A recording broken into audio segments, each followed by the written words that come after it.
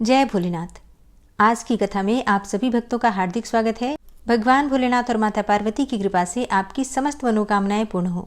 इससे पहले के अध्याय सुनने के लिए आप सभी भक्तों का बहुत बहुत आभार। और जिन भक्तों ने इससे पहले के अध्याय नहीं सुने हैं तो आज की कथा सुनने के बाद पिछले अध्याय जरूर सुन लीजिए। और अब भगवान भोलेनाथ का ध्यान करके आज की कथा का प्रारंभ करते हैं। और आज से प्रारंभ करते हैं वायवीय संहिता। शिव पुराण की अंतिम संहिता है, 7वीं संहिता है वायवीय संहिता। इस संहिता में भगवान शिव और माता पार्वती से जुड़ी हुई बेहद रोचक और ज्ञानवर्धक कथाएं हैं।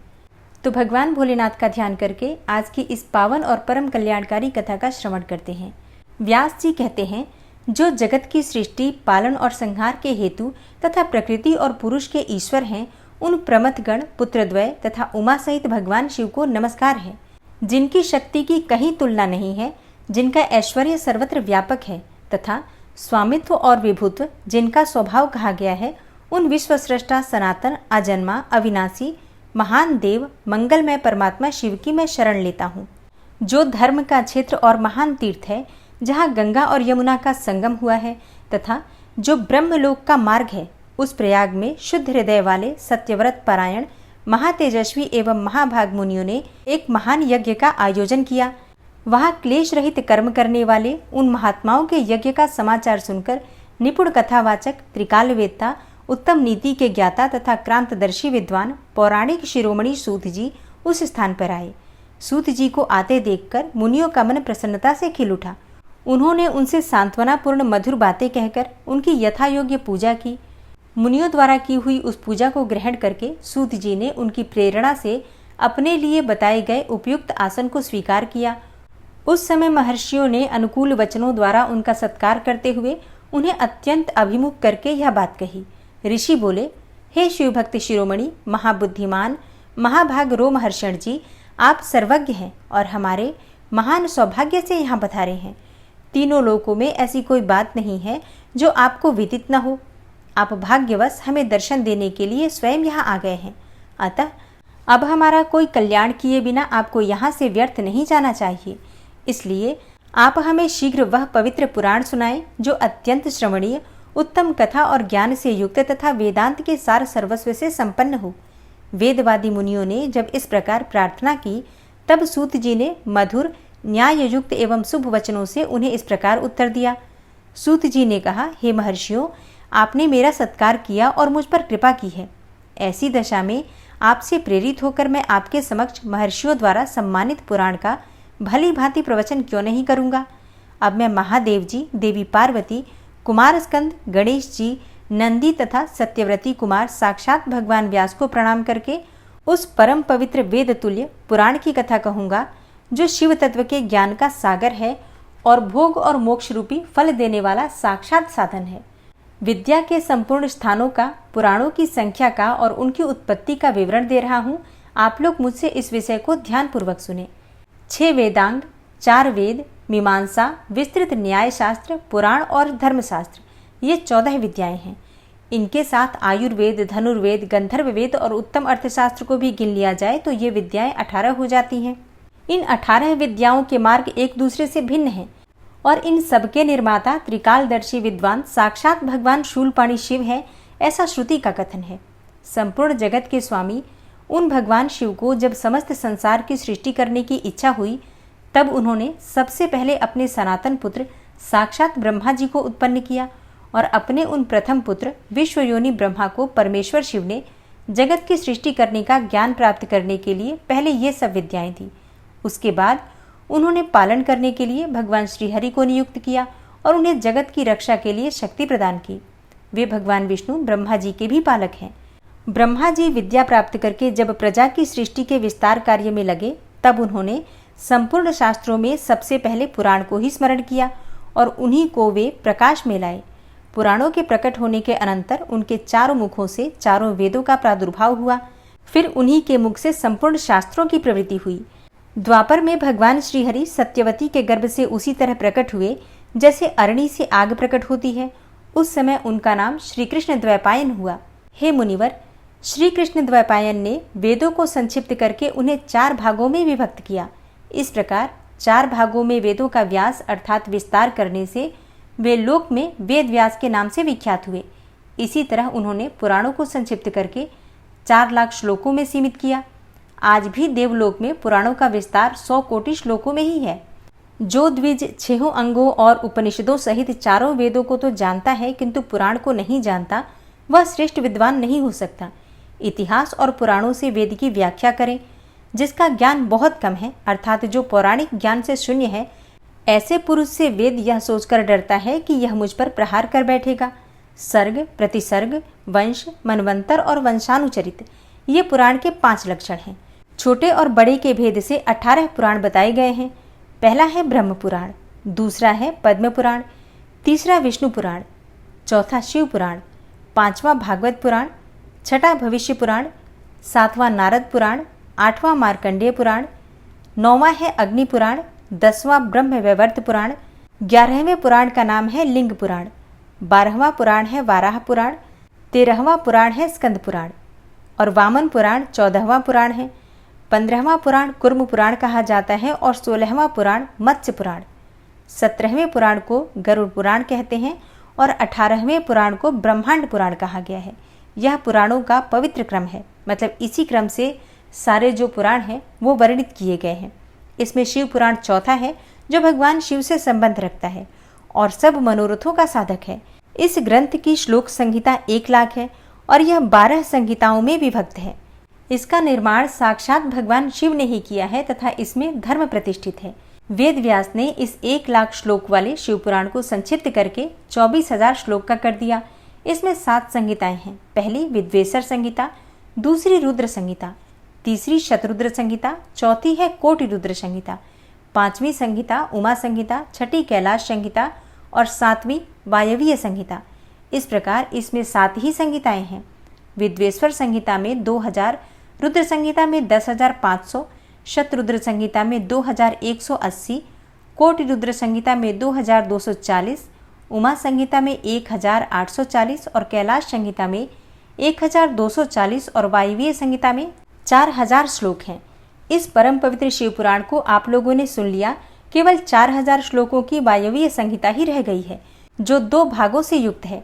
उसका वर्णन मैं करूंगा। जो वेदों का विद्वान न हो उसको इस उत्तम शास्त्र का वर्णन नहीं करना चाहिए। जो पुराणों को न जानता हो और जिसकी पुराण पर श्रद्धा न हो उससे भी इसकी कथा नहीं कहनी चाहिए। जो भगवान शिव का भक्त हो, शिवोक्त धर्म का पालन करता हो और दोष दृष्टि से रहित हो, उस जांचे बूझे हुए धर्मात्मा शिष्य को ही इसका उपदेश देना चाहिए। जिनकी कृपा से मुझको पुराण संहिता का ज्ञान है, उन अमित तेजस्वी भगवान व्यास को नमस्कार है। और अब आप सुनेंगे ऋषियों का ब्रह्मा जी के पास जाकर उनकी स्तुति करके उनसे परम पुरुष के विषय में प्रश्न करना और ब्रह्मा जी का आनंद मग्न होकर रुद्र कहकर उत्तर देना। सूत जी कहते हैं, हे महर्षियों, पहले अनेकों कल्पों के बारंबार बीतने पर सुदीर्घ काल के पश्चात जब यह वर्तमान कल्प उपस्थित हुआ और सृष्टि का कार्य आरंभ हुआ, जब जीविका, साधक कर्म, कृषि, गोरक्षा और वाणिज्य की प्रतिष्ठा हुई तथा प्रजा वर्ग के लोग सजग एवं सचेत हो गए, तब 6 कुलों में उत्पन्न हुए महर्षियों में परस्पर बहस छिड़ गई, यह पर ब्रह्म है या नहीं। इस प्रकार उनमें आपस में ही महान विवाद होने लगा, किंतु परम तत्व का निरूपण अत्यंत कठिन होने के कारण उस समय वहां कुछ निश्चय न हो सका। तब वे सब लोग जगत सृष्टा अविनाशी ब्रह्मा जी का दर्शन करने के लिए उस स्थान पर गए जहां देवताओं और असुरों के मुख से अपनी स्तुति सुनते हुए भगवान ब्रह्मा विराजमान थे। देवताओं और दानवों से भरे हुए सुंदर रमणीय मेरु शिखर पर जहां सिद्ध और चारण परस्पर बातचीत करते हैं, यक्ष और गंधर्व सदा रहते हैं, विहंगों के समुदाय कलरव करते हैं, मणि और मूंगे जिनकी शोभा बढ़ाते हैं, तथा निकुंज, कंदराएं, छोटी गुफाएं और अनेकानेक निर्झर जिसे सुशोभित करते हैं, एक ब्रह्मवन नाम से प्रसिद्ध वन है। उसमें नाना प्रकार के वन्य पशु भरे हुए हैं। उसकी लंबाई 100 योजन और चौड़ाई 10 योजन की है। उसके भीतर एक रमणीय सरोवर है जो सुस्वादु निर्मल जल से भरा रहता है। वहां के रमणीय पुष्पित वृक्षों पर मतवाले भौरे छाए रहते हैं। उस वन में एक मनोहर एवं विशाल नगर है जो प्रातःकाल के सूर्य की भांति प्रकाशित होता रहता है। वहां दुर्धर्ष शक्ति से युक्त बलाभिमानी दैत्य, दानव तथा राक्षसों का निवास है। वह नगर तपाए हुए स्वर्ण का बना जान पड़ता है। उसकी 4 दीवारियां और सदर फाटक बहुत ऊंचे हैं। छोटे बुर्जों, ढालू छतों, आवास स्थानों तथा सैकड़ों गलियों से उस नगर की बड़ी शोभा है। वह विचित्र बहुमूल्य मणियों से आकाश को चूमता सा प्रतीत होता है तथा कई करोड़ विशाल भवनों से अलंकृत है। उस नगर में प्रजापति ब्रह्मा अपने सभासदों के साथ निवास करते हैं। वहां जाकर उन मुनियों ने साक्षात लोक पितामह ब्रह्मा जी को देखा। देवर्षियों के समुदाय उनकी सेवा में बैठे थे। उनकी अंग कांति शुद्ध सुवर्ण के समान थी। वे सब आभूषणों से विभूषित थे। उनका मुख प्रसन्न था और उससे सौम्य भाव प्रकट होता था। उनके नेत्र कमल दल के समान विशाल थे। दिव्य कांति से संपन्न, दिव्य गंध एवं अनुलेपन से चर्चित, दिव्य श्वेत वस्त्रों से सुशोभित तथा दिव्य मालाओं से विभूषित ब्रह्मा जी के चरणार विंदों की वंदना सुरेंद्र, असुरेंद्र, योगेंद्र भी करते थे। जैसे प्रभा दिवाकर की सेवा करती है, उसी प्रकार समस्त शुभ लक्षणों से युक्त साक्षात सरस्वती देवी हाथ में चंवर लेकर उनकी सेवा कर रही थी। इससे उनकी बड़ी शोभा हो रही थी। ब्रह्मा जी का दर्शन करके उन सभी महर्षियों के मुख और नेत्र खिल उठे। उन्होंने मस्तक पर अंजलि बांधकर उन सुरश्रेष्ठ की स्तुति की। ऋषि बोले, संसार की सृष्टि, पालन और संहार के हेतु 3 रूप धारण करने वाले आप पुराण पुरुष परमात्मा ब्रह्मा को नमस्कार है। प्रकृति जिनका शरीर है, जो प्रकृति में क्षोभ उत्पन्न करने वाले हैं तथा प्रकृति रूप में 23 विकारों से युक्त होने पर भी जो वास्तव में निर्विकार है, उन ब्रह्मदेव को नमस्कार है। ब्रह्मांड जिनकी देह है, तो भी जो ब्रह्मांड के उदर में निवास करते हैं तथा वहां रहकर जिनके कार्य और करण सम्यक रूप से सिद्ध होते हैं, उन ब्रह्मा जी को नमस्कार है। जो सर्वलोक स्वरूप तथा समस्त लोगों के सृष्टा हैं, जो संपूर्ण जीवों का शरीर से संयोग और वियोग कराने में हेतु हैं, उन ब्रह्मा जी को नमस्कार है। हे नाथ, हे पितामह, आपसे ही संपूर्ण जगत की सृष्टि, पालन और संहार होते हैं, तथापि माया से आवृत होने के कारण हम आपको नहीं जानते। सूत जी कहते हैं, उन महाभाग महर्षियों के इस प्रकार स्तुति करने पर ब्रह्मा जी उन मुनियों को आह्लाद प्रदान करते हुए गंभीर वाणी में इस प्रकार बोले। ब्रह्मा जी ने कहा, महान सत्व गुण से संपन्न महाभाग महातेजस्वी महर्षियों, तुम सब लोग एक साथ यहाँ किस लिए आए हो? ब्रह्मा जी के इस प्रकार पूछने पर ब्रह्मवेत्ताओं में श्रेष्ठ उन सभी मुनियों ने हाथ जोड़कर विनय भरी वाणी में कहा। मुनि बोले, हे भगवान, हम लोग अज्ञान के महान अंधकार से आवृत होकर खिन्न हो रहे हैं। परस्पर विवाद करते हुए हमें परम तत्व का साक्षात्कार नहीं हो रहा है। आप संपूर्ण जगत के धारण पोषण करने वाले तथा समस्त कारणों के भी कारण हैं। हे नाथ, यहाँ कोई ऐसी वस्तु नहीं है जो आपको विदित न हो। कौन ऐसा पुरुष है जो संपूर्ण जीवों से पुरातन, अंतर्यामी, उत्कृष्ट, विशुद्ध, परिपूर्ण एवं सनातन परमेश्वर है? कौन अपने अद्भुत क्रियाकलाप द्वारा सबसे प्रथम संसार की सृष्टि करता है? हे महाप्राज्ञ, हमारे इस संदेह का निवारण करने के लिए आप हमें परमार्थ तत्व का उपदेश दें। मुनियों के इस प्रकार पूछने पर ब्रह्मा जी के नेत्र आश्चर्य से खिल उठे। वे देवताओं, दानवों और मुनियों के निकट खड़े हो गए और चिरकाल तक ध्यान मग्न होकर रुद्र ऐसा कहते हुए आनंद विभोर हो गए। उनका सारा शरीर पुलकित हो उठा और वे हाथ जोड़कर बोले। अब आप सुनेंगे ब्रह्मा जी के द्वारा परम तत्व के रूप में भगवान शिव की ही महत्ता का प्रतिपादन, उनकी कृपा को ही सब साधनों का फल बताना तथा उनकी आज्ञा से सब मुनियों का नैमिषारण्य में आना। ब्रह्मा जी ने कहा, हे मुनियों, जिन्हें न पाकर मन सहित वाणी लौट आती है, जिनके आनंदमय स्वरूप का अनुभव करने वाला पुरुष कभी किसी से नहीं डरता, जिनसे संपूर्ण भूतों और इंद्रियों के साथ ब्रह्मा, विष्णु, रुद्र और इंद्र पूर्वक यह समस्त जगत पहले प्रकट होता है, जो कारणों के भी सृष्टा और विचारक परम कारण है, जिनके सिवा और किसी से कभी भी जगत की उत्पत्ति नहीं होती, संपूर्ण ऐश्वर्य से संपन्न होने के कारण जो स्वयं ही सर्वेश्वर नाम धारण करते हैं, और सब मुमुक्षु जिन शंभु का अपने हृदय आकाश के भीतर ध्यान करते हैं, जिन्होंने सबसे पहले मुझे ही अपने पुत्र के रूप में उत्पन्न किया और मुझे ही संपूर्ण वेदों का ज्ञान दिया, जिनके कृपा प्रसाद से मैंने यह प्रजापति का पद प्राप्त किया है, जो ईश्वर अकेले ही वृक्ष की भांति निश्चल भाव से प्रकाशमान आकाश में विराजमान है, जिन परम पुरुष परमात्मा से यह संपूर्ण जगत परिपूर्ण है, जो अकेले ही बहुत से निष्क्रिय जीवों के शासक एवं उन्हें सक्रियता प्रदान करने वाले हैं,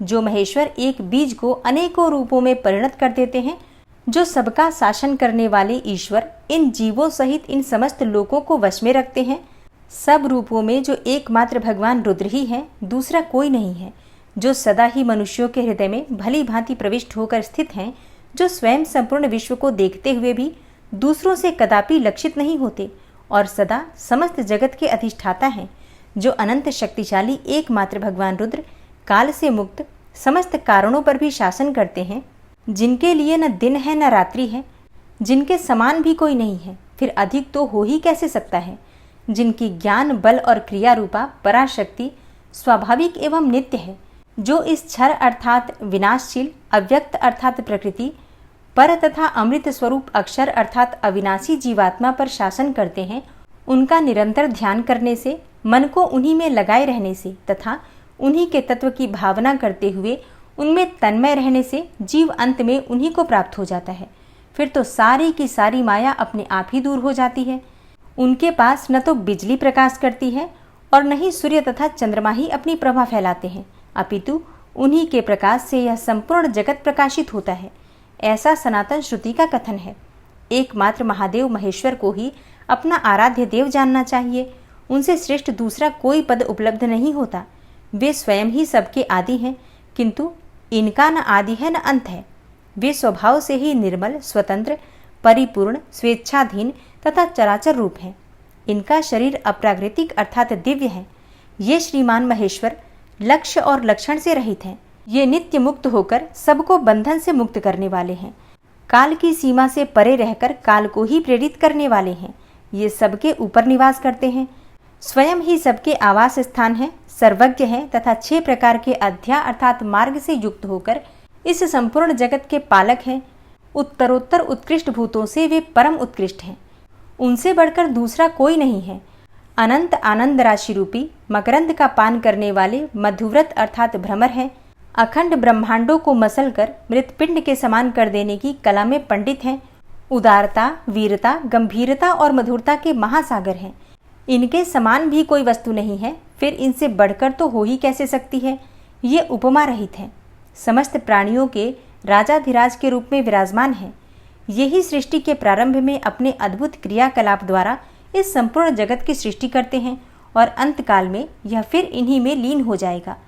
सब प्राणी इन्हीं के वश में हैं और ये ही सबको विभिन्न कार्यों में नियुक्त करने वाले हैं। पराभक्ति से ही इनका दर्शन होता है, अन्य किसी प्रकार से कभी नहीं।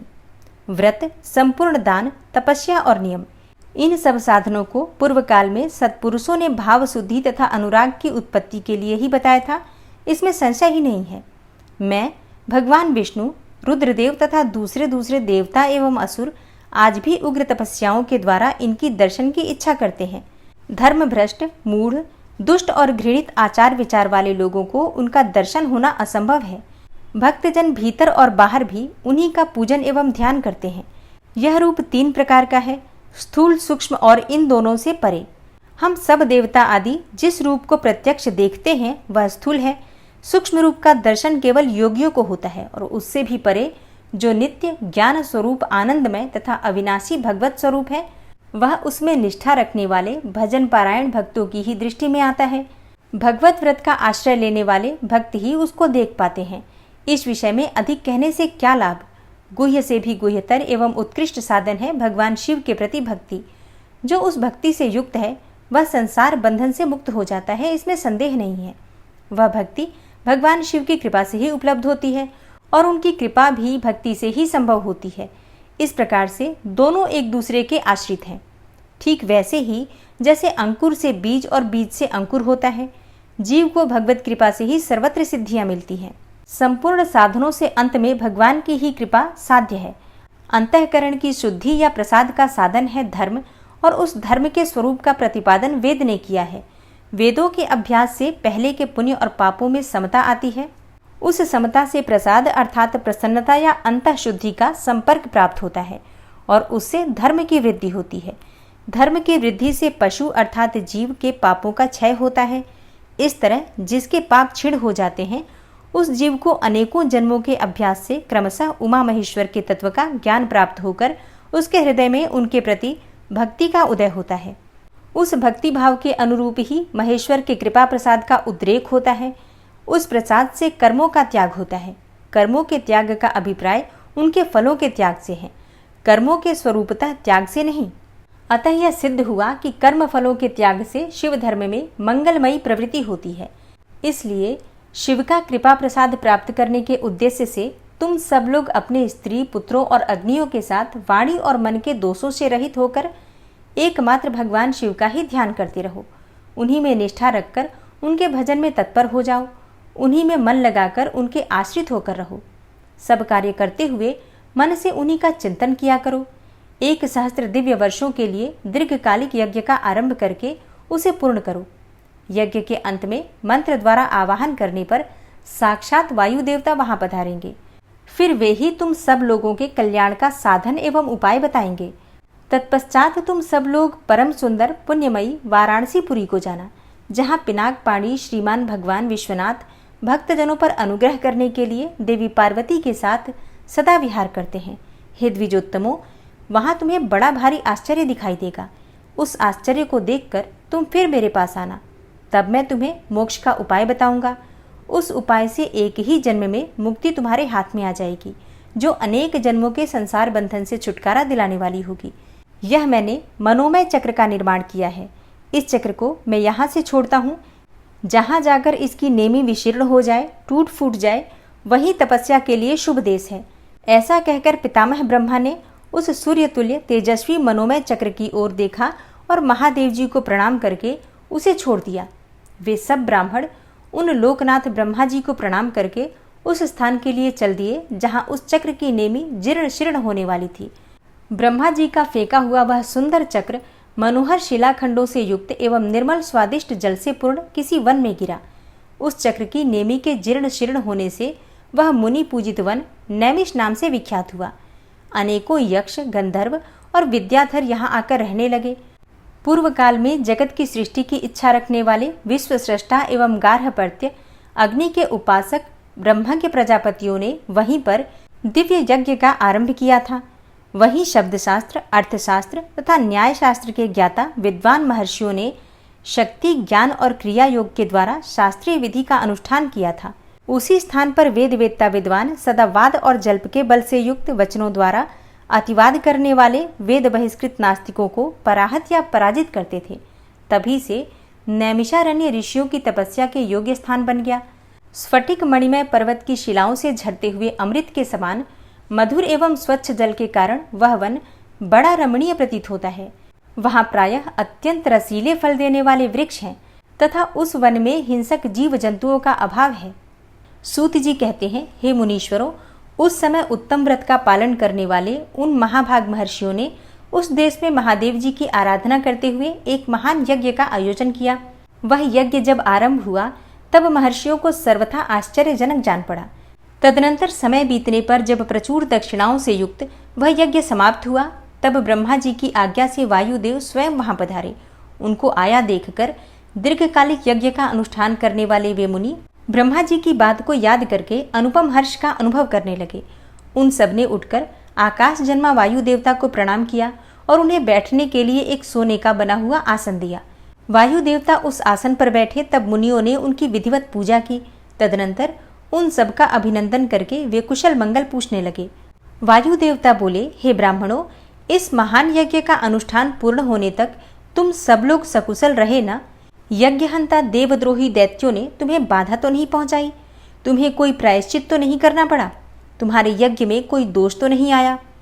क्या तुम लोगों ने स्तोत्र और शस्त्र ग्रहों द्वारा देवताओं का तथा पितृकर्मों द्वारा पितरों का भली भांति पूजन करके यज्ञ विधि का अनुष्ठान भली भांति संपन्न किया? इस महायज्ञ की समाप्ति हो जाने पर अब आप लोग क्या करना चाहते हैं? मुनियों ने कहा, प्रभो, हमारे कल्याण की वृद्धि के लिए जब आप स्वयं यहाँ आ गए हैं, तब अब हमारा हर प्रकार से कुशल मंगल ही है तथा हमारी तपस्या भी उत्तम होगी। अब पहले का वृतांत सुनिए। हमारा हृदय अज्ञान अंधकार से आक्रांत हो गया था। तब हमने विज्ञान की प्राप्ति के लिए पूर्व काल में प्रजापति की उपासना की। शरणागत वत्सल प्रजापति ने हम शरणागतों पर कृपा करके इस प्रकार कहा, ब्राह्मणों, रुद्रदेव सबसे श्रेष्ठ हैं। वे ही परम कारण हैं। उन्हें तर्क से नहीं जाना जा सकता। भक्तिमान पुरुष ही उनके स्वरूप को ठीक ठीक देखता और समझता है। भक्ति भी उनकी कृपा से ही मिलती है और उस कृपा से ही परमानंद की प्राप्ति होती है। अतः उनके कृपा प्रसाद को प्राप्त करने के लिए तुम लोग नैमिषारण्य में यज्ञ का आयोजन करो। दीर्घ काल तक चलने वाले उस यज्ञ के द्वारा परम कारण रुद्रदेव की आराधना करो। यज्ञ के अंत में उन रुद्रदेव के कृपा प्रसाद से वायु देवता वहां पधारेंगे। उनके मुख से वहां तुम्हें ज्ञान लाभ होगा और उससे कल्याण की प्राप्ति होगी। हे महाभाग, ऐसा आदेश देकर परमेष्ठी ने हम सबको यहाँ भेजा। हम इस देश में आपके आगमन की प्रतीक्षा करते हुए 1 सहस्त्र दिव्य वर्षों तक दीर्घकालिक यज्ञ के अनुष्ठान में लगे रहे हैं। अतः इस समय आपके आगमन के सिवा हमारे लिए दूसरी कोई प्रार्थनीय वस्तु नहीं है। दीर्घकाल से यज्ञ अनुष्ठान में लगे हुए उन महर्षियों का यह पुरातन वृतांत सुनकर वायु देवता मन ही मन प्रसन्न होकर मुनियों से घिरे हुए वहां बैठे रहे। फिर उन सबके पूछने पर उनके भक्ति भाव की वृद्धि के लिए उन्होंने भगवान शंकर के सृष्टि आदि ऐश्वर्य को संक्षेप में बताया। नैमिषारण्य के ऋषियों ने पूछा, देव, आपने ईश्वर विषयक ज्ञान कैसे प्राप्त किया तथा आप अव्यक्त जन्मा ब्रह्मा जी के शिष्य किस प्रकार हुए? वायु देवता बोले, महर्षियों, 19वें कल्प का नाम श्वेत लोहित कल्प समझना चाहिए। उसी कल्प में चतुर्मुख ब्रह्मा ने सृष्टि की कामना से तपस्या की। उनकी उस तीव्र तपस्या से संतुष्ट होकर स्वयं उनके पिता देवदेव महेश्वर ने उन्हें दर्शन दिया। वे दिव्य कुमारावस्था से युक्त रूप धारण करके रूपवानों में श्रेष्ठ श्वेत नामक मुनि होकर दिव्य वाणी बोलते हुए उनके सामने उपस्थित हुए। वेदों के अधिपति तथा सबके पालक पिता महेश्वर का दर्शन करके गायत्री सहित ब्रह्मा जी ने उन्हें प्रणाम किया और उन्हीं से उत्तम ज्ञान पाया। ज्ञान पाकर विश्वकर्मा चतुर्मुख ब्रह्मा संपूर्ण चराचर भूतों की सृष्टि करने लगे। साक्षात परमेश्वर शिव को सुनकर ब्रह्मा जी ने अमृत स्वरूप ज्ञान प्राप्त किया था, इसलिए मैंने तपस्या के बल से उन्हीं के मुख से उस ज्ञान को उपलब्ध किया। मुनियों ने पूछा, आपने वह कौन सा ज्ञान प्राप्त किया जो सत्य से भी परम सत्य एवं शुभ है तथा जिसमें उत्तम निष्ठा रखकर पुरुष परमानंद को प्राप्त करता है? वायु देवता बोले, महर्षियों, मैंने पूर्व काल में पशु पाश और पशुपति का जो ज्ञान प्राप्त किया था, सुख चाहने वाले पुरुष को उसी में ऊंची निष्ठा रखनी चाहिए। अज्ञान से उत्पन्न होने वाला दुख ज्ञान से ही दूर होता है। वस्तु के विवेक का नाम ज्ञान है। वस्तु के 3 भेद माने गए हैं, जड़ अर्थात प्रकृति, चेतन अर्थात जीव और उन दोनों का परम नियंता परमेश्वर। इन्हीं तीनों को क्रम से पाश, पशु तथा पशुपति कहते हैं। तत्वज्ञ पुरुष प्रायः इन्हीं 3 तत्वों को क्षर, अक्षर तथा उन दोनों से अतीत कहते हैं। अक्षर ही पशु कहा गया है, क्षर तत्व का ही नाम पाश है तथा क्षर और अक्षर दोनों से परे जो परम तत्व है उसी को पति या पशुपति कहते हैं। प्रकृति को ही क्षर कहा गया है। पुरुष अर्थात जीव को ही अक्षर कहते हैं और जो इन दोनों को प्रेरित करता है वह क्षर और अक्षर दोनों से भिन्न तत्व परमेश्वर कहा गया है। माया का ही नाम प्रकृति है। पुरुष उस माया से आवृत है। मल और कर्म के द्वारा प्रकृति का पुरुष के साथ संबंध होता है। शिव ही इन दोनों के प्रेरक ईश्वर है। माया महेश्वर की शक्ति है। चित्त स्वरूप जीव उस माया से आवृत है। चेतन जीव को आच्छादित करने वाला अज्ञानमय पाश ही मल कहलाता है। उससे शुद्ध हो जाने पर जीव स्वतः ही शिव हो जाता है। वह विशुद्ध ही शिवत्व है। मुनियों ने पूछा, सर्वव्यापी चेतन को माया किस हेतु से आवृत करती है? किस लिए पुरुष को आवरण प्राप्त होता है और किस उपाय से उसका निवारण होता है? वायु देवता बोले, व्यापक तत्व को भी आंशिक आवरण प्राप्त होता है, क्योंकि कला आदि भी व्यापक है। भोग के लिए किया गया कर्म ही उस आवरण में कारण है। मल का नाश होने से वह आवरण दूर हो जाता है।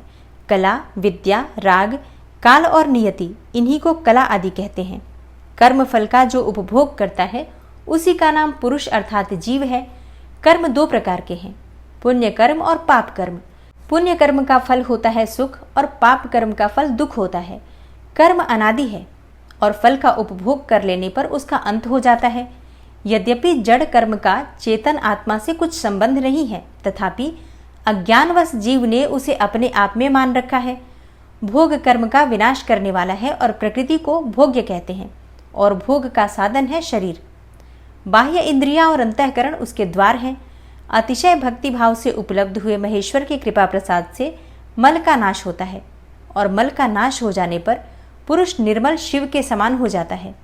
विद्या पुरुष की ज्ञान शक्ति को और कला उसकी क्रिया शक्ति को अभिव्यक्ति करने वाली है। राग भोग्य वस्तुओं के लिए क्रिया में प्रवृत्त करने वाला है। काल उसमें अवच्छेदक होता है और नियति उसे नियंत्रण में रखने वाली है। अव्यक्त रूप जो कारण है वह त्रिगुणमय है। उसी से जड़ जगत की उत्पत्ति होती है और उसी में उसका लय हो जाता है। तत्वचिंतक पुरुष उस अव्यक्त को ही प्रधान और प्रकृति कहते हैं। सत्व, रज और तम ये तीनों गुण प्रकृति से प्रकट होते हैं। तिल में तेल की भांति वे प्रकृति में सूक्ष्म रूप से विद्यमान रहते हैं। सुख और उसके हेतु को संक्षेप से सात्विक कहा गया है। दुख और उसके हेतु राजस कार्य हैं तथा जड़ता और मोह ये तमोगुण के कार्य हैं। सात्विकी वृत्ति ऊर्ध्व को ले जाने वाली है, तामसी वृत्ति अधोगति में डालने वाली है तथा राजसी वृत्ति मध्यम स्थितियों में रखने वाली है। 5 तन्मात्राएं, 5 भूत, 5 ज्ञानेन्द्रियां, 5 कर्मेंद्रियां तथा प्रधान अर्थात चित्त, महत्तत्व अर्थात बुद्धि, अहंकार और मन ये 4 अंतःकरण सब मिलकर 24 तत्व होते हैं। इस प्रकार संक्षेप से ही विकार सहित अव्यक्त अर्थात प्रकृति का वर्णन किया गया। कारणावस्था में रहने पर ही इसे अव्यक्त कहते हैं और शरीर आदि के रूप में जब वह कार्यावस्था को प्राप्त होता है तब उसकी व्यक्त संज्ञा होती है। ठीक उसी तरह जैसे कारणावस्था में स्थित होने पर जिसे हम मिट्टी कहते हैं, वही कार्यावस्था में घट आदि नाम धारण कर लेती है। जैसे घट आदि कार्य मृत्तिका आदि कारण से अधिक भिन्न नहीं है, उसी प्रकार शरीर आदि व्यक्त पदार्थ अव्यक्त से अधिक भिन्न नहीं है। इसलिए एकमात्र अव्यक्त ही कारण, करण, उनका आधारभूत शरीर तथा भोग्य वस्तु है, दूसरा कोई नहीं। मुनियों ने पूछा, प्रभो, बुद्धि, इंद्रिय और शरीर से व्यतिरिक्त किसी आत्मा नामक वस्तु की वास्तविक स्थिति कहाँ है? वायु देवता बोले, महर्षियों, सर्वव्यापी चेतन का बुद्धि, इंद्रिय और शरीर से पार्थक्य अवश्य है। आत्मा नामक कोई पदार्थ निश्चय ही विद्यमान है, परंतु उसकी सत्ता में किसी हेतु की उपलब्धि बहुत ही कठिन है। सत्पुरुष बुद्धि, इंद्रिय और शरीर को आत्मा नहीं मानते, क्योंकि स्मृति अर्थात बुद्धि का ज्ञान अनियत है तथा उसे संपूर्ण शरीर का एक साथ अनुभव नहीं होता। इसलिए वेदों और वेदांतों में आत्मा को पूर्वानुभूत विषयों का स्मरण करता संपूर्ण ज्ञेय पदार्थों में व्यापक तथा अंतर्यामी कहा जाता है। यह न स्त्री है, न पुरुष है और न नपुंसक ही है, न ऊपर है, न अगल बगल में है, न नीचे है और न किसी स्थान विशेष में। यह संपूर्ण चल शरीरों में अविचल, निराकार एवं अविनाशी रूप से स्थित है। ज्ञानी पुरुष निरंतर विचार करने से उस आत्म तत्व का साक्षात्कार कर पाते हैं। पुरुष का जो वह शरीर कहा गया है, इससे बढ़कर अशुद्ध, पराधीन, दुखमय और अस्थिर दूसरी कोई वस्तु नहीं है। शरीर ही सब विपत्तियों का मूल कारण है। उससे युक्त हुआ पुरुष अपने कर्म के अनुसार सुखी, दुखी और मूढ़ होता है। जैसे पानी से सींचा हुआ खेत अंकुर उत्पन्न करता है, उसी प्रकार अज्ञान से आप्लावित हुआ कर्म नूतन शरीर को जन्म देता है। ये शरीर अत्यंत दुखों के आलय माने जाते हैं। इनकी मृत्यु अनिवार्य है। भूतकाल में कितने ही शरीर नष्ट हो गए और भविष्य काल में सहस्त्रों शरीर आने वाले हैं। वे सब आकर जब जीर्ण शीर्ण हो जाते हैं तब पुरुष उन्हें छोड़ देता है। कोई भी जीवात्मा किसी भी शरीर में अनंत काल तक रहने का अवसर नहीं पाता। यहाँ स्त्रियों, पुत्रों और बंधु बांधवों से जो मिलन होता है, वह पथिक को मार्ग में मिले हुए दूसरे पथिकों के समागम के ही समान है।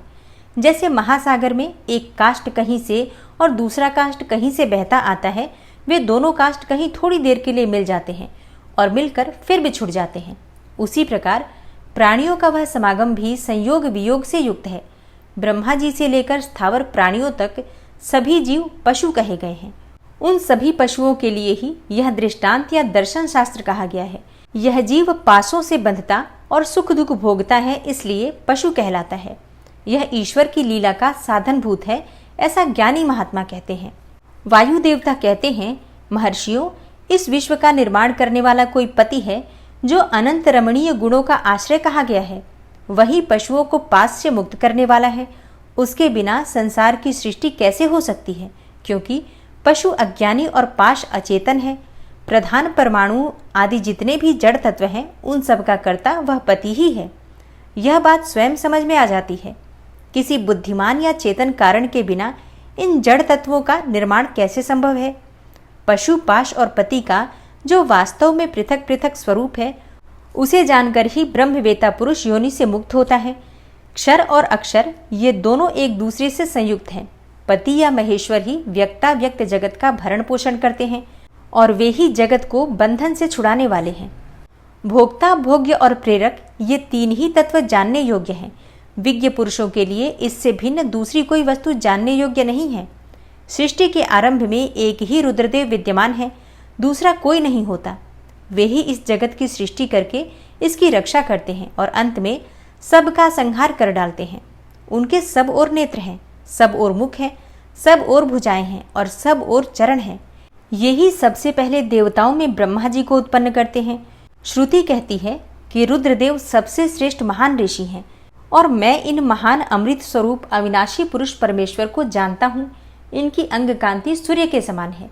ये प्रभु अज्ञान अंधकार से परे विराजमान है।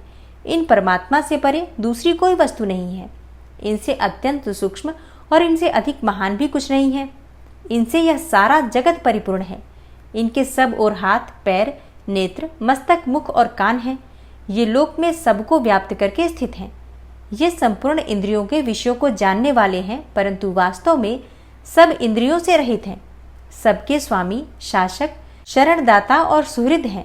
ये नेत्र के बिना भी देखते हैं और कान के बिना भी सुनते हैं।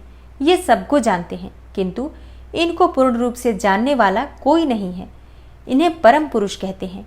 ये अणु से भी अत्यंत अणु और महान से भी परम महान है। ये अविनाशी महेश्वर इस जीव की हृदय गुफा में निवास करते हैं। एक साथ रहने वाले दो पक्षी एक ही वृक्ष अर्थात शरीर का आश्रय लेकर रहते हैं। उनमें से एक तो उस वृक्ष के कर्म रूप फलों का स्वाद ले लेकर उपभोग करता है, किंतु दूसरा उस वृक्ष के फल का उपभोग न करता हुआ केवल देखता रहता है। जीवात्मा इस वृक्ष के प्रति आसक्ति में डूबा हुआ है, अतः मोहित होकर शोक करता रहता है। वह जब कभी भगवत कृपा से भक्त सेवित परम कारण रूप परमेश्वर को और उनकी महिमा का साक्षात्कार कर लेता है, तब शोक रहित होकर सुखी हो जाता है। छंद, यज्ञ, क्रतु तथा भूत, वर्तमान और भविष्य संपूर्ण विश्व को वह मायावी रचता है और माया से ही उसमें प्रविष्ट होकर रहता है। प्रकृति को ही माया समझना चाहिए और महेश्वर ही वह मायावी है। ये विश्वकर्मा महेश्वर ही परम देवता परमात्मा है, जो सबके हृदय में विराजमान है। उन्हें जानकर ही पुरुष परमानंद अमृत का अनुभव करता है। ब्रह्मा से भी श्रेष्ठ असीम एवं अविनाशी परमात्मा में विद्या और अविद्या दोनों गुण भाव से स्थित हैं। विनाशशील जड़ वर्ग को ही यहाँ अविद्या कहा गया है और अविनाशी जीव को विद्या नाम दिया गया है। जो उन दोनों विद्या और अविद्या पर शासन करते हैं, वे महेश्वर उनसे सर्वथा भिन्न अर्थात विलक्षण हैं। ये प्रतापी महेश्वर इस जगत में समष्टि भूत और इंद्रिय वर्ग रूप एक एक जाल को अनेकों प्रकार से रचकर इसका विस्तार करते हैं। फिर अंत में संहार करके सबको अनेक से एक में परिणत कर देते हैं तथा पुनः सृष्टि काल में सबकी पूर्ववत रचना करके सब पर आधिपत्य करते हैं। जैसे सूर्य अकेला ही ऊपर नीचे तथा अगल बगल की दिशाओं को प्रकाशित करता हुआ स्वयं भी देदीप्यमान होता है, उसी प्रकार से भजनीय परमेश्वर अकेले ही समस्त करुणामय पृथ्वी आदि तत्वों का नियमन करते हैं। श्रद्धा और भक्ति के भाव से प्राप्त होने योग्य, आश्रय रहित कहे जाने वाले, जगत की उत्पत्ति और संहार करने वाले, कल्याण स्वरूप एवं 16 कलाओं की रचना कर उन महादेव को जो जानते हैं, वे शरीर के बंधन को सदा के लिए त्याग देते हैं, अर्थात जन्म मृत्यु के चक्कर से छूट जाते हैं। वे ही परमेश्वर तीनों कालों से परे, निष्कल, सर्वत्र, त्रिगुणाधीश्वर एवं साक्षात परात्पर ब्रह्म है। संपूर्ण विश्व उन्हीं का रूप है। वे सबकी उत्पत्ति के कारण होकर भी स्वयं अजन्मा है, स्तुति के योग्य हैं, प्रजाओं के पालक हैं, देवताओं के भी देवता और संपूर्ण जगत के लिए पूजनीय हैं। अपने हृदय में विराजमान उन परमेश्वर की हम उपासना करते हैं, जो काल आदि से परे, जिनसे यह समस्त प्रपंच प्रकट होता है, जो धर्म के पालक, पाप के नाशक, भोगों के स्वामी तथा संपूर्ण विश्व के धाम हैं, जो ईश्वरों के भी परम महेश्वर, देवताओं के भी परम देवता तथा पतियों के भी परम पति हैं। उन भुवनेश्वरों के भी ईश्वर महादेव को हम सबसे परे जानते हैं। उनके शरीर रूप कार्य और इंद्रिय तथा मन रूपी कारण नहीं है। उनके समान और उनसे अधिक भी इस जगत में कोई नहीं दिखाई देता। ज्ञान, बल और क्रिया रूप उनकी स्वाभाविक पराशक्ति वेदों में नाना प्रकार की सुनी गई है। उन्हीं शक्तियों से इस संपूर्ण विश्व की रचना हुई है। उसका न कोई स्वामी है, न कोई निश्चित चिन्ह है, न उस पर किसी का शासन है। वह समस्त कारणों का कारण होता हुआ ही उनका अधीश्वर भी है। उनका न कोई जन्मदाता है, न जन्म है, और न जन्म के माया मलादि हेतु ही है। वह एक ही संपूर्ण विश्व में समस्त भूतों में गुह्य रूप से व्याप्त हैं। वही सब भूतों का अंतरात्मा और धर्माध्यक्ष कहलाता है। वह सब भूतों के अंदर बसा हुआ सबका दृष्टा, साक्षी, चेतन और निर्गुण है। वह एक है, वशी है, अनेकों विवशात्मा निष्क्रिय पुरुषों को वश में रखने वाला है। वह नित्यों का नित्य, चेतनों का चेतन है। वह एक है, कामना रहित है और बहुतों की कामना पूर्ण करने वाला ईश्वर है। सांख्य और योग अर्थात ज्ञान योग और निष्काम कर्म योग से प्राप्त करने योग्य सबके कारण रूप उन जगदीश्वर परमेश्वर को जानकर जीव संपूर्ण पाशों अर्थात बंधनों से मुक्त हो जाता है। वे संपूर्ण विश्व के सृष्टा, सर्वज्ञ, स्वयं ही अपने प्राकट्य के हेतु ज्ञान स्वरूप, काल के भी सृष्टा, संपूर्ण दिव्य गुणों से संपन्न, प्रकृति और जीवात्मा के स्वामी, समस्त गुणों के शासक तथा संसार बंधन से छुड़ाने वाले हैं।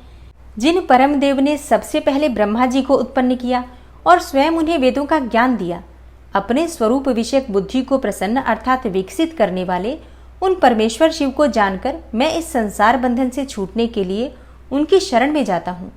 यह वेदांत शास्त्र का परम गोपनीय ज्ञान है। पूर्व काल में मुझे इसका उपदेश किया गया था। मैंने बड़े भारी सौभाग्य से ब्रह्मा जी के मुख से इस ज्ञान को पाया था। जो शम और दम से रहित हो उसे इस परम उत्तम ज्ञान का उपदेश नहीं देना चाहिए। जो अपना पुत्र सदाचारी तथा शिष्य न हो उसे भी नहीं देना चाहिए। जिनकी परम देव परमेश्वर में परम भक्ति है, जैसे परमेश्वर में है वैसे ही अपने गुरु में भी है, उस महात्मा पुरुष के हृदय में ही ये बताए हुए रहस्यमय अर्थ प्रकाशित होते हैं। अतः संक्षेप से यह सिद्धांत की बात सुनो। भगवान शिव प्रकृति और पुरुष से परे हैं। वे ही सृष्टि काल में जगत को रचते और संहार काल में पुनः सबको आत्मसात कर लेते हैं। तदनंतर काल महिमा, प्रलय, ब्रह्मांड की स्थिति तथा सर्ग आदि का वर्णन करके वायु देवता ने कहा, पहले ब्रह्मा जी ने 5 मानस पुत्रों को उत्पन्न किया जो उनके ही समान थे। उनके नाम इस प्रकार हैं: सनक, सनंदन, विद्वान सनातन, ऋभु और सनत कुमार। वे सब के सब योगी, वितराग और ईर्ष्यादोष से रहित थे। इन सबका मन ईश्वर के चिंतन में ही लगा रहता था, इसलिए उन्होंने सृष्टि रचना की इच्छा ही नहीं की। सृष्टि से विरत होकर सनक आदि महात्मा जब चले गए तब ब्रह्मा जी ने पुनः सृष्टि की इच्छा से बड़ी भारी तपस्या की। इस प्रकार दीर्घ काल तक तपस्या करने पर भी जब कोई काम न बना तब उनके मन में दुख हुआ। उस दुख से क्रोध प्रकट हुआ और क्रोध से आविष्ट होने पर ब्रह्मा जी के दोनों नेत्रों से आंसू की बूंदें गिरने लगी। उन अश्रु बिंदुओं से भूत प्रेत उत्पन्न हुए। अश्रु से उत्पन्न हुए उन सब भूत प्रेतों को देखकर ब्रह्मा जी ने अपनी निंदा की।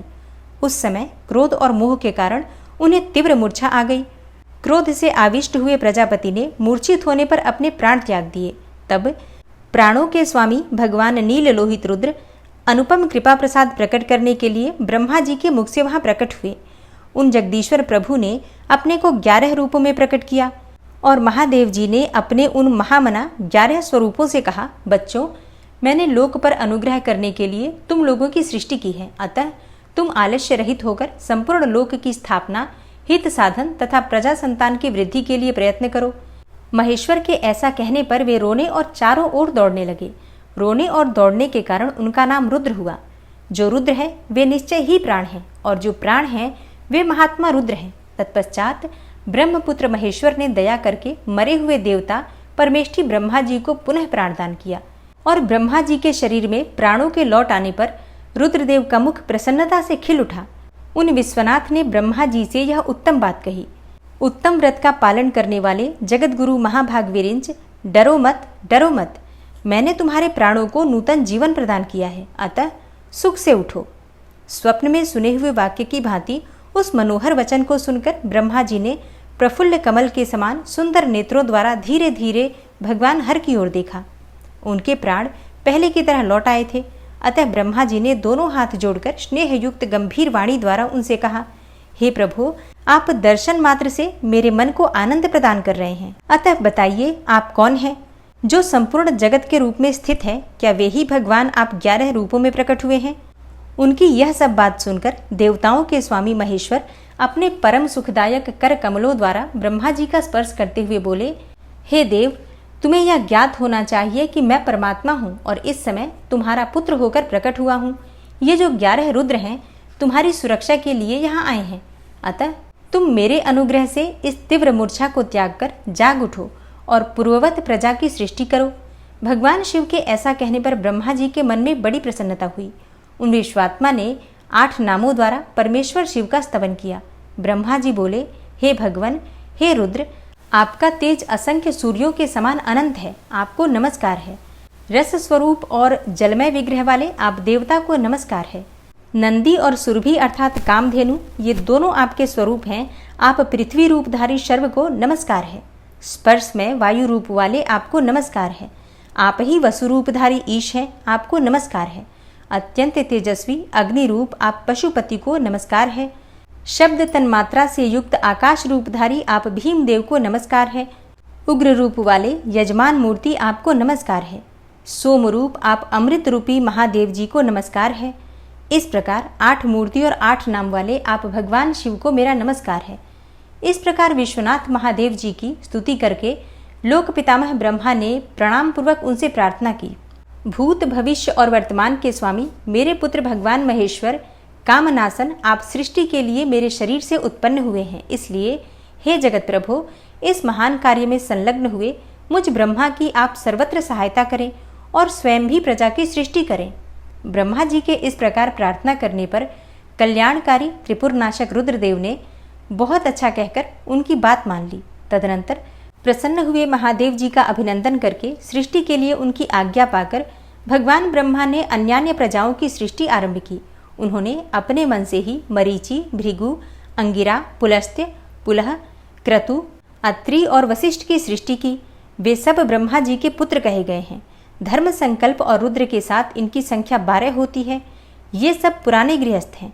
देवगणों सहित इनके 12 दिव्य वंश कहे गए हैं, जो प्रजावान, क्रियावान तथा महर्षियों से अलंकृत हैं। तत्पश्चात जल पर स्थित हुए रुद्र सहित ब्रह्मा जी ने देवताओं, असुरों, पितरों और मनुष्यों की सृष्टि करने का विचार किया। ब्रह्मा जी ने सृष्टि के लिए समाधिस्थ होकर अपने चित्त को एकाग्र किया। तत्पश्चात मुख से देवताओं को, कोख से पितरों को, कटी के अगले भाग से असुरों को तथा प्रजनेन्द्रिय से अर्थात लिंग से सब मनुष्यों को उत्पन्न किया। उनके गुदा स्थान से राक्षस उत्पन्न हुए, जो सदा भूख से व्याकुल रहते हैं। उनमें तमोगुण और रजोगुण की प्रधानता होती है। वे रात को विचरते और बलवान होते हैं। सांप, यक्ष, भूत और गंधर्व ये भी ब्रह्मा जी के अंगों से ही उत्पन्न हुए। उनके पक्ष भाग से पक्षी हुए। वक्षस्थल से अजंगम अर्थात स्थावर प्राणियों का जन्म हुआ। मुख से बकरों और पार्श्व भाग से भुजंगमों की उत्पत्ति हुई। दोनों पैरों से घोड़े, हाथी, शरभ, नीलगाय, मृग, ऊंट, खच्चर, न्यंकू नामक मृग तथा पशु जाति के अन्यान्य प्राणी उत्पन्न हुए। रोमावलियों से औषधियों और फल मूलों का प्राकट्य हुआ। ब्रह्मा जी के पूर्ववर्ती मुख से गायत्री छंद, ऋग्वेद, त्रिवृत स्तोम, रथंतर साम तथा अग्निष्टोम नामक यज्ञ की उत्पत्ति हुई। उनके दक्षिण मुख से यजुर्वेद, त्रिष्टुप छंद, पंचदश स्तोम, बृहत साम और उक्त नामक यज्ञ की उत्पत्ति हुई। उन्होंने अपने पश्चिम मुख से सामवेद, जगती छंद, सप्तदश स्तोम, वैरूप्य साम और अतिरात्र नामक यज्ञ को प्रकट किया। उनके उत्तरवर्ती मुख से 21 स्तोम, अथर्ववेद, आप्तोर्याम नामक यम, अनुष्टुप छंद और वैराज नामक साम का प्रादुर्भाव हुआ। उनके अंगों से और भी बहुत से छोटे बड़े प्राणी उत्पन्न हुए। उन्होंने यक्ष, पिशाच, गंधर्व, अप्सराओं के समुदाय, मनुष्य, किन्नर, राक्षस, पक्षी, पशु, मृग और सर्प आदि संपूर्ण नित्य एवं अनित्य स्थावर जंगम जगत की रचना की। उनमें से जिन्होंने जैसे जैसे कर्म पूर्व कल्पों में अपनाए थे, पुनः पुनः सृष्टि होने पर उन्होंने फिर उन्हीं कर्मों को अपनाया। उस समय वे अपनी पूर्व भावना से भावित होकर हिंसा अहिंसा से युक्त, मृदु कठोर, धर्म अधर्म तथा सत्य और मिथ्या कर्म को अपनाते हैं, क्योंकि पहले की वासना के अनुकूल कर्म ही उन्हें अच्छे लगते हैं। इस प्रकार विधाता ने ही स्वयं इंद्रियों के विषय, भूत और शरीर आदि में विभिन्नता एवं व्यवहार की सृष्टि की है। उन पितामह ने कल्प के आरंभ में देवता आदि प्राणियों के नाम, रूप तथा कार्य विस्तार को वेदोक्त वर्णन के अनुसार ही निश्चय किया। ऋषियों के नाम तथा जीविका साधक कर्म भी उन्होंने वेदों के अनुसार ही निर्दिष्ट किए। अपनी रात व्यतीत होने पर अजन्मा ब्रह्मा ने स्वरचित प्राणियों को वे ही नाम और कर्म दिए जो पूर्व कल्प में उन्हें प्राप्त थे। जिस प्रकार भिन्न भिन्न ऋतुओं के पुनः पुनः आने पर भी उनके चिन्ह और नाम रूप आदि पूर्ववत रहते हैं, उसी प्रकार युगादि काल में भी उनके पूर्व भाव ही दृष्टिगोचर होते हैं। इस प्रकार स्वयंभू ब्रह्मा जी की लोक सृष्टि उन्हीं के विभिन्न अंगों से प्रकट हुई है। महत् से लेकर विशेष पर्यंत तक सब कुछ प्रकृति का ही विकार है।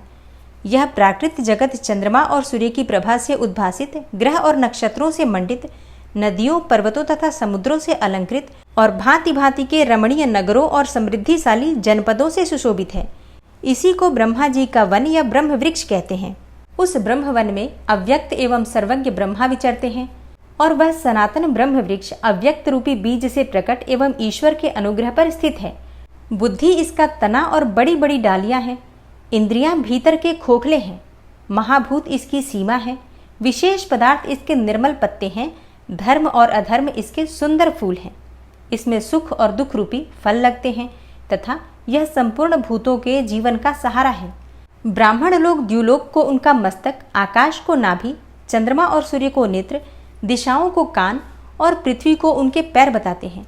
वे अचिंत्य स्वरूप महेश्वर ही सब भूतों के निर्माता हैं। उनके मुख से ब्राह्मण प्रकट हुए हैं। वक्षस्थल के ऊपरी भाग से क्षत्रियों की उत्पत्ति हुई है।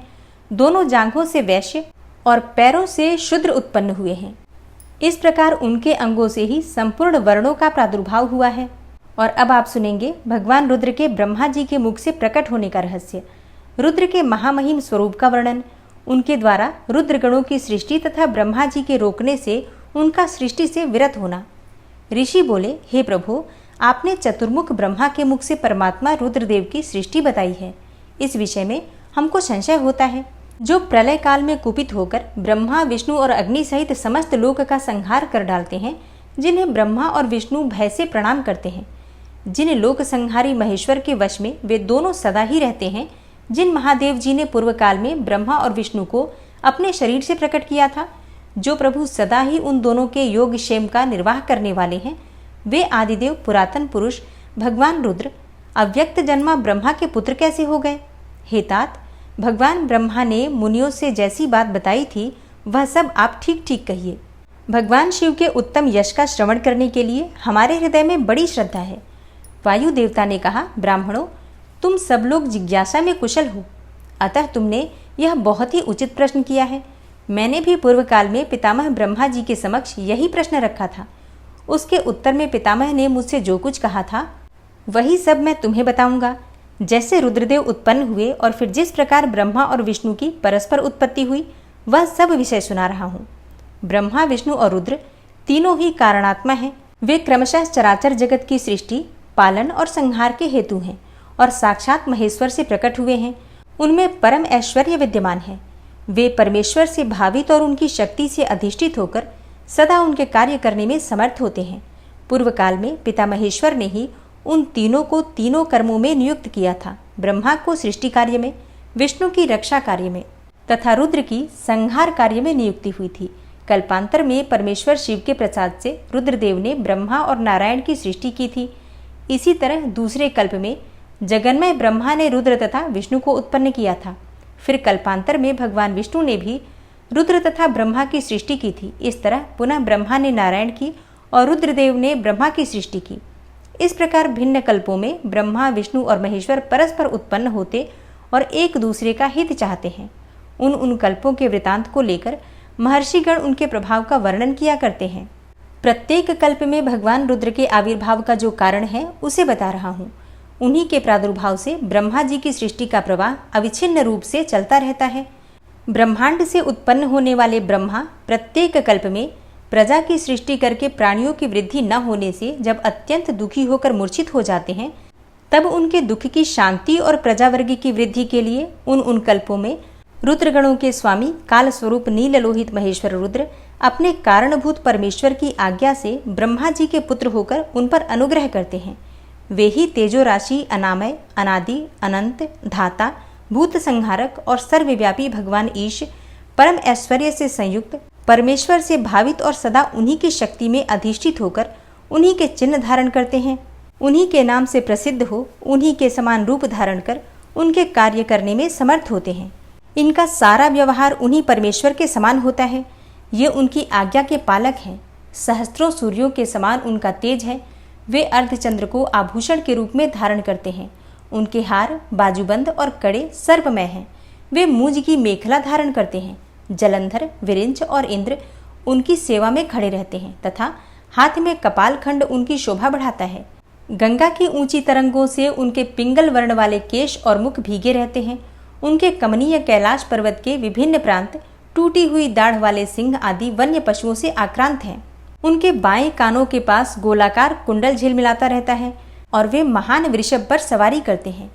उनकी वाणी महान मेघ की गर्जना के समान गंभीर है, कांति प्रचंड अग्नि के समान उद्दीप्त और बल पराक्रम भी महान है। इस प्रकार ब्रह्मपुत्र महेश्वर का विशाल रूप बड़ा भयानक है। वे ब्रह्मा जी को विज्ञान देकर सृष्टि कार्य में उनकी सहायता करते हैं।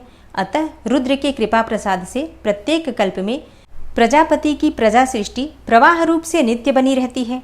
एक समय ब्रह्मा जी ने नीललोहित भगवान रुद्र से सृष्टि करने की प्रार्थना की। तब भगवान रुद्र ने मानसिक संकल्प के द्वारा बहुत से पुरुषों की सृष्टि की। वे सबके सब उनके अपने ही समान थे। सब ने जटाजूट धारण कर रखे थे। सभी निर्भय, नीलकंठ और त्रिनेत्र थे। जरा और मृत्यु उनके पास नहीं पहुंचने पाती थी। चमकीले शूल उनके श्रेष्ठ आयुध थे। उन रुद्रगणों ने संपूर्ण 14 भुवनों को आच्छादित कर लिया था। उन विविध रुद्रों को देखकर पितामह ने परमेश्वर से कहा, हे देवदेवेश्वर, आपको नमस्कार है। आप ऐसी प्रजाओं की सृष्टि न कीजिए, आपका कल्याण हो। अब दूसरी प्रजाओं की सृष्टि कीजिए जो मरण धर्म वाली हो। ब्रह्मा जी के ऐसा कहने पर परमेश्वर रुद्र उनसे हंसते हुए बोले, मेरी सृष्टि वैसी नहीं होगी। अशुभ प्रजाओं की सृष्टि तुम ही करो। ब्रह्मा जी से ऐसा कहकर संपूर्ण भूतों के स्वामी भगवान रुद्र उन रुद्रगणों के साथ प्रजा की सृष्टि के कार्य से निवृत्त हो गए। और अब आप सुनेंगे ब्रह्मा जी के द्वारा अर्धनारीश्वर रूप की स्तुति तथा उस स्तोत्र की महिमा। वायुदेव जी कहते हैं, जब फिर ब्रह्मा जी की रची हुई प्रजा बढ़ न सकी तब उन्होंने पुनः मैथुनी सृष्टि करने का विचार किया। इसके पहले ईश्वर से नारियों का समुदाय प्रकट नहीं हुआ था, इसलिए तब तक पितामह मैथुनी सृष्टि नहीं कर सके थे। तब उन्होंने मन में ऐसे विचार को स्थान दिया जो निश्चित रूप से उनके मनोरथ की सिद्धि करने में सहायक था।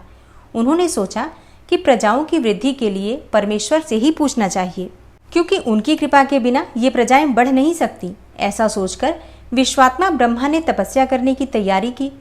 तब जो आद्या, अनंता, लोक भाविनी, सूक्ष्मतरा, शुद्धा, भावगम्या, मनोहरा, निर्गुणा, निष्प्रपंचा, निष्कला, नित्या तथा सदा ईश्वर के पास रहने वाली जो उनकी परमा शक्ति हैं, उसी से युक्त भगवान त्रिलोचन का अपने हृदय में चिंतन करते हुए ब्रह्मा जी ने बड़ी भारी तपस्या की। तीव्र तपस्या में लगे हुए परमेष्ठी ब्रह्मा पर उनके पिता महादेव जी थोड़े ही समय में संतुष्ट हो गए। तदनंतर अपने अनिर्वचनीय अंश से किसी अद्भुत मूर्ति में आविष्ट होकर भगवान महादेव आधे शरीर से नारी और आधे शरीर से ईश्वर होकर स्वयं ब्रह्मा जी के पास गए। उन सर्वव्यापी, सब कुछ देने वाले, सत असत से रहित, समस्त उपमाओं से शून्य, शरणागत वत्सल और सनातन शिव को दंडवत प्रणाम करके ब्रह्मा जी उठे और हाथ जोड़कर महादेव जी तथा महादेवी पार्वती की स्तुति करने लगे। ब्रह्मा बोले, हे देव, हे महादेव, आपकी जय हो। हे ईश्वर, हे महेश्वर, आपकी जय हो। सर्वगुण श्रेष्ठ शिव, आपकी जय हो। संपूर्ण देवताओं के स्वामी शंकर, आपकी जय हो। प्रकृति रूपिणी कल्याणमयी उमे, आपकी जय हो। प्रकृति की नायिके, आपकी जय हो। प्रकृति से दूर रहने वाली हे देवी, आपकी जय हो। हे प्रकृति सुंदरी, आपकी जय हो। अमोघ महामाया और सफल मनोरथ वाले देव, आपकी जय हो। जय हो। अमोघ महालीला और कभी व्यर्थ न जाने वाले महान बल से युक्त परमेश्वर, आपकी जय हो। जय हो। संपूर्ण जगत की माता उमे, आपकी जय हो। विश्व जगन्मय, आपकी जय हो। विश्व जगत धात्री, आपकी जय हो। समस्त संसार की सखी सहायिके, आपकी जय हो। हे प्रभु, आपका ऐश्वर्य तथा धाम दोनों सनातन है, आपकी जय हो। जय हो। आपका रूप और अनुचर वर्ग भी आपकी ही भांति सनातन है, आपकी जय हो। जय हो। अपने 3 रूपों द्वारा 3 लोकों का निर्माण, पालन और संहार करने वाली देवी, आपकी जय हो। जय हो। जय हो। तीनों लोकों अथवा आत्मा, अंतरात्मा और परमात्मा, तीनों आत्माओं की नायिके, आपकी जय हो। हे प्रभु, जगत के कारण तत्वों का प्रादुर्भाव और विस्तार आपकी कृपा दृष्टि के ही अधीन है, आपकी जय हो। प्रलय काल में आपकी उपेक्षा युक्त कटाक्षपूर्ण दृष्टि से जो भयानक आग प्रकट होती है, उसके द्वारा सारा भौतिक जगत भस्म हो जाता है, आपकी जय हो। हे देवी, आपके स्वरूप का सम्यक ज्ञान देवता आदि के लिए भी असंभव है, आपकी जय हो। आप आत्म तत्व के सूक्ष्म ज्ञान से प्रकाशित होती हैं, आपकी जय हो। हे ईश्वरी, आपने स्थूल आत्मशक्ति से चराचर जगत को व्याप्त कर रखा है। आपकी जय हो, जय हो, जय हो। हे प्रभु, विश्व के तत्वों का समुदाय अनेक और एक रूप में आपके ही आधार पर स्थित है। आपकी जय हो। आपके श्रेष्ठ सेवकों का समूह बड़े बड़े असुरों के मस्तक पर पांव रखता है। आपकी जय हो। शरणागतों की रक्षा करने में अतिशय समर्थ परमेश्वरी, आपकी जय हो। संसार रूपी विष वृक्ष के उगने वाले अंकुरों का उन्मूलन करने वाली हे उमे, आपकी जय हो। प्रादेशिक ऐश्वर्य, वीर्य और शौर्य का विस्तार करने वाले देव, आपकी जय हो। विश्व से परे विद्यमान देव, आपने अपने वैभव से दूसरों के वैभव को तिरस्कृत कर दिया है। आपकी जय हो। पंचविध मोक्ष रूप पुरुषार्थ के प्रयोग द्वारा परमानंदमय अमृत की प्राप्ति कराने वाले परमेश्वर, आपकी जय हो। पंचविध पुरुषार्थ के विज्ञान रूप अमृत से परिपूर्ण स्तोत्र स्वरूपिणी परमेश्वरी, आपकी जय हो। अत्यंत भयानक संसार रूपी महारोग को दूर करने वाले वैद्य शिरोमणि, आपकी जय हो। अनादि कर्ममल एवं अज्ञान रूपी अंधकार राशि को दूर करने वाली चंद्रिका रूपिणी शिवे, आपकी जय हो। त्रिपुर का विनाश करने के लिए कालाग्नि स्वरूप महादेव, आपकी जय हो। हे त्रिपुर भैरवी, आपकी जय हो। तीनों गुणों से युक्त महेश्वर, आपकी जय हो। तीनों गुणों का मर्दन करने वाली महेश्वरी, आपकी जय हो। आदि सर्वज्ञ, आपकी जय हो। सबको ज्ञान देने वाली देवी, आपकी जय हो। प्रचुर दिव्य अंगों से सुशोभित देव, आपकी जय हो। मनोवांछित वस्तु देने वाली देवी, आपकी जय हो। हे भगवान, हे देव, कहाँ तो आपका उत्कृष्ट धाम और कहाँ मेरी तुच्छ वाणी। तथापि भक्ति भाव से प्रलाप करते हुए मुझ सेवक के अपराध को आप क्षमा कर दें। इस प्रकार सुंदर उक्तियों द्वारा भगवान रुद्र और देवी का एक साथ गुणगान करके चतुर्मुख ब्रह्मा ने रुद्र एवं रुद्राणी को बारंबार नमस्कार किया। ब्रह्मा जी के द्वारा पठित यह पवित्र एवं उत्तम अर्धनारीश्वर स्तोत्र शिव तथा पार्वती के हर्ष को बढ़ाने वाला है। जो मनुष्य भक्ति पूर्वक जिस किसी भी गुरु की शिक्षा से इस स्तोत्र का पाठ करता है, वह शिव और पार्वती को प्रसन्न करने के कारण अपने अभीष्ट फल को प्राप्त कर लेता है। जो समस्त भुवनों के प्राणियों को उत्पन्न करने वाले हैं, जिनके विग्रह जन्म और मृत्यु से रहित हैं, तथा जो श्रेष्ठ नर और सुंदर नारी के रूप में एक ही शरीर धारण करके स्थित हैं, उन कल्याणकारी भगवान शिव और शिवा को मैं प्रणाम करता हूँ। ओम नमः शिवाय। श्री शिवाय नमस्तुभ्यम। आज की कथा का यहीं पर समापन करती हूँ और मिलती हूँ मैं आपसे कल की कथा में। तब तक के लिए नमस्कार।